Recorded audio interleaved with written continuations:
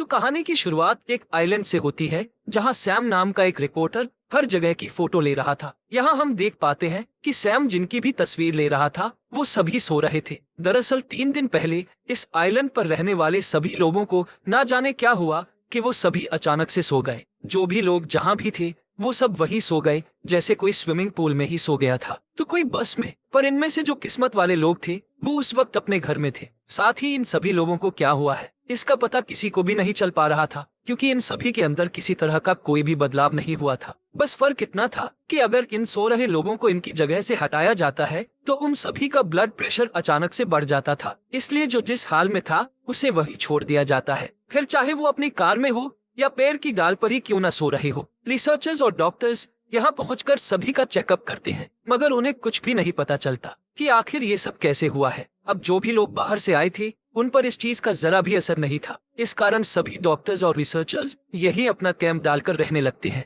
ताकि वो इस चीज के पीछे की असली वजह जान पाए। साथ ही किसी भी रिपोर्टर को इस आइलैंड में घुसने की इजाजत नहीं थी, लेकिन सैम चुपके से किसी तरह यहाँ घुस आया था। उसे हम एक बस के अंदर की फोटो लेते हुए देखते हैं जिसके अंदर कई सारे लोग शांति से सो रहे होते हैं। उनमें से एक औरत के हाथ में सैम एक गोल्ड फिश को देखता है। अब यहाँ वही एक चीज थी जो कि हिल डुल रही थी, तो सैम उसे अपने साथ ले जाता है ताकि वो उससे बात कर सके और सैम को अकेलापन न महसूस हो। यहाँ गौर करने लायक बात ये थी कि इस आइलैंड के जानवरों और पक्षियों को भी कुछ नहीं हुआ था। फोटोज लेने के बाद सैम एक घर के अंदर जाता है जहाँ वो एक लड़की को उसके बिस्तर पर सोते हुए देखता है जिसका नाम स्टेला था, और उसे देखने के बाद सैम चुपचाप उसको वही सोता हुआ छोड़कर दूसरे कमरे में चला जाता है। जिस दौरान वो देखता है कि इस घर के बाहर 2 रिसर्चर्स खड़े हुए हैं जिन्हें वो छिपकर देखता है। असल में अगर सैम के बारे उन्हें पता चल गया तो इसके लिए सैम को सजा भी हो सकती थी। उनके वहां से जाने के बाद सैम चुपचाप दूसरे कमरे में जाकर सो जाता है। फिर रात में वो एक सपना देखता है जहां वो स्टेला को ग्रोसरी स्टोर से सामान लेते हुए देख रहा था।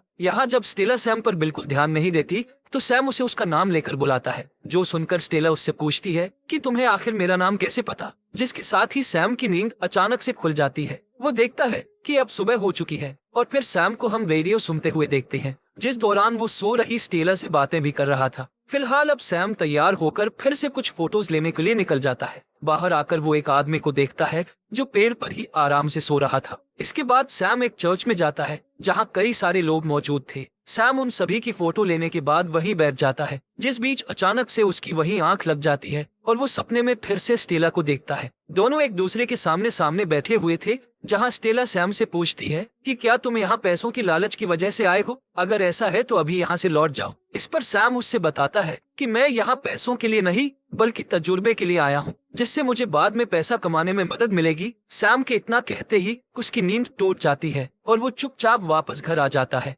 जहाँ वो स्टेला की चीजों को देखने लग जाता है, जिसमें से उसे स्टेला की एक डायरी मिलती है जिसे वो रोज लिखा करती थी। सैम उसकी इस डायरी को पढ़ने लग जाता है और जैसे जैसे वो इसे पढ़ता जा रहा था उसे ऐसा लग रहा था कि मानो वो स्टेला से और ज्यादा जुड़ता जा रहा हो। सपने में स्टेला अब उससे काफी अच्छी तरह बातें करने लग गई थी, जिससे सैम पूछता है कि तुम्हें इस लंबी नींद के दौरान क्या महसूस हो रहा है। इस पर वो बताती है कि कभी कभी तो सब कुछ एकदम शांत लगता है, लेकिन कभी ऐसा लगता है कि मैं किसी गहराई में लगातार गिरती जा रही हूँ। वो सैम से बताती है कि मैं सबसे आखिरी में सोई थी, शायद यही वजह थी कि मैं उस वक्त घर पर थी। बाकी सबसे पहले मैंने अपने पियानो टीचर को सोते हुए देखा था। वो पूरी क्लास के सामने अचानक से सो गए और उसके बाद से इस चीज ने यहाँ के हर एक आदमी को अपनी गिरफ्त में ले लिया। फिलहाल ये तो सपना था, लेकिन हकीकत में अगले दिन सैम फिर से बाहर जाता है, जहाँ वो एक जगह एक कार को देखता है जिसमें काफी सारे गुब्बारे भरे हुए थे। वो जब इस चीज को अपने कैमरे में कैद कर ही रहा होता है तभी वो देखता है कि सामने के घर की बैल्कनी पर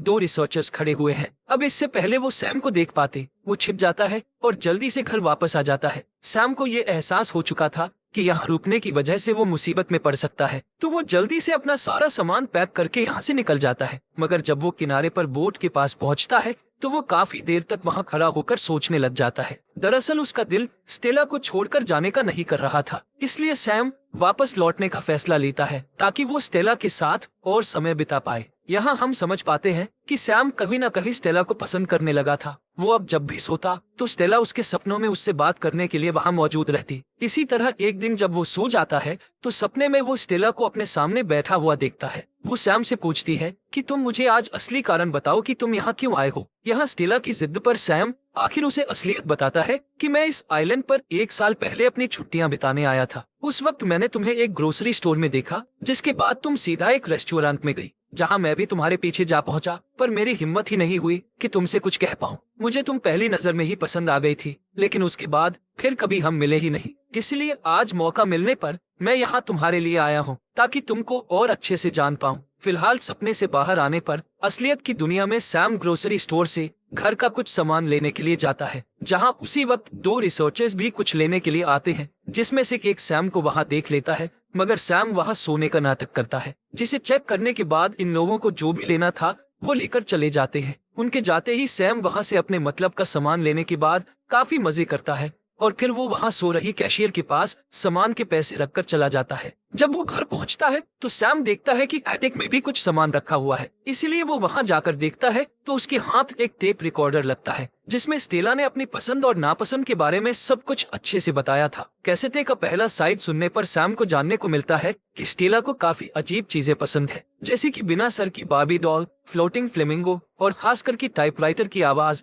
उसे काफी ज्यादा पसंद है। इसलिए सैम स्टेला की सारी पसंद की चीजें लाकर रख देता है, ताकि जब भी वो जागे तो ये सब देखकर काफी खुश हो। इसी के साथ स्टेला ने बताया होता है कि मुझे बीच पर एक लॉन्ग ड्राइव पे जाना अच्छा लगता है। ये बात सुनते ही सैम फिर से अपनी सपनों की दुनिया में चला जाता है, जहां वो देखता है कि स्टेला उसके साथ लॉन्ग ड्राइव पर जाने के लिए तैयार है, जिसके लिए स्टेला एक सोते हुए आदमी की कार में जाने को बोलती है, जिस पर सैम बोलता है कि हमें चोरी नहीं करनी चाहिए, लेकिन स्टेला का कहना था कि हम चोरी नहीं कर रहे हैं, बल्कि हम तो कुछ देर के लिए उसकी कार बोरो कर रहे हैं। अब यहाँ स्टेला की जिद के सामने सैम को झुकना पड़ता है और दोनों उस आदमी के घर घुसकर कार की चाबी लेकर आते हैं। ड्राइव के दौरान सैम देखता है कि स्टेला कितनी खुशदिल लड़की है। यही वजह थी कि सैम को उससे प्यार हो गया। अब जैसे ही सैम अपने इस सपने से बाहर आता है, वो देखता है कि स्टेला के घर पर कुछ डॉक्टर्स उसे देखने के लिए आए हैं। दरअसल ये लोग हर हफ्ते किसी तरह चेकअप करने के लिए आते हैं, जिन्हें देख सैम जल्दी से अलमारी के अंदर छिप जाता है। डॉक्टर्स स्टेला को अच्छे से चेक करने के बाद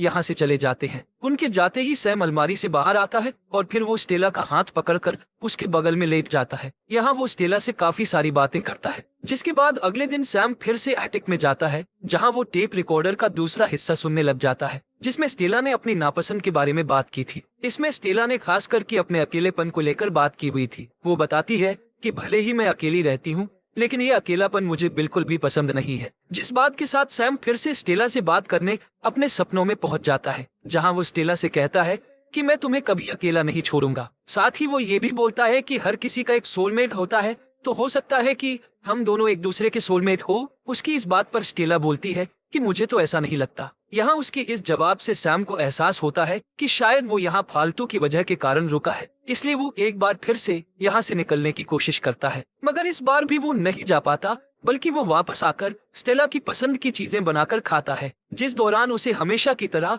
फिर से सपने में स्टेला दिखती है, जो कि उससे बोलती है कि तुम यहाँ से चले जाओ, क्योंकि जिस स्टेला को तुम डायरी और रिकॉर्डर की वजह से जानते हो, वो असली स्टेला से काफी अलग है। यहाँ सैम को भी एहसास होता है कि स्टेला सही कह रही है, जबकि ये सब उसके सपनों में हो रहा था। सैम तीसरी बार यहाँ से जब निकलने की कोशिश करता है, तो उस दौरान उसे न जाने क्या हो जाता है कि सैम को काफी ज्यादा प्यास लगने लगती है। वो जितना भी पानी पीता उसकी प्यास उससे बुझ ही नहीं रही थी। इसके साथ उसे नींद भी आ रही थी, जिससे वो समझ जाता है कि अब इस चीज का असर उस पर भी होने लगा है, और वो गिरते पड़ते किसी तरह से वापस स्टेला के घर में आता है, जहां पहुंचते ही उसे नींद आ जाती है, मगर अगली सुबह वो जाग जाता है। यहाँ सैम समझ चुका था कि अब जल्दी ही वो भी यहाँ के लोगों की तरह लंबी नींद में चला जाएगा, इसलिए वो स्टेला के लिए कई सारे नोट्स लिखता है और फिर कुछ देर बाद वो बाकियों की तरह ही गहरी नींद में चला जाता है, जिसके कुछ दिनों बाद हम स्टेला के शरीर में कुछ हरकत देखते हैं। यहाँ स्टेला नींद से बाहर आ चुकी थी, जिसके शरीर ने अब बिल्कुल भी एनर्जी नहीं बची थी, क्योंकि वो पूरे 3 हफ्तों की नींद के बाद उठी थी। वो किसी तरह से नल के पास जाकर पानी पीती है और तभी स्टेला की नजर वहाँ रखे एक दूसरे टूथब्रश पर पड़ती है, जिससे वो समझ जाती है कि यहाँ उसके अलावा कोई और भी है। वो घर में देखती है तो उसे वहाँ अपना टेप रिकॉर्डर, बिना सर की बार्बी डॉल और बड़ा सा फ्लेमिंगो दिखता है, जिन्हें देखने के बाद वो दूसरे कमरे में जाती है तो वहाँ स्टेला सैम को सोते हुए देखती है। स्टेला उसे उठाने की काफी कोशिश करती है लेकिन वो नहीं जागता। स्टेला को उस पर काफी ज्यादा गुस्सा आ रहा था क्योंकि उसे ये पता चल चुका था कि सैम ने उसकी डायरी पढ़ी और रिकॉर्डिंग भी सुनी। वो सैम को मारकर जगाने की काफी कोशिश करती है पर कोई फायदा नहीं होता और इसी बीच स्टेला को सैम के लिखे हुए नोट्स मिलते हैं, जिनके जरिए सैम ने स्टेला से उसकी डायरी पढ़ने और रिकॉर्डिंग सुनने के लिए माफी मांगी थी। साथ ही उसने स्टेला से ये भी बोला था कि तुम्हारा अकेलापन तभी दूर हो सकता है जब तुम अपने आसपास की दीवार को गिराकर लोगों को खुद तक पहुंचने दोगी। यहाँ स्टेला जान पाती है कि एक अजनबी होने के बावजूद सैम उसे काफी अच्छी तरह समझ सकता था, इसलिए अब वो सैम का उसी तरह ख्याल रखने लग जाती है जैसे कभी सैम स्टेला का रखता था। इस दौरान स्टेला को सपने में सैम दिखाई देता है,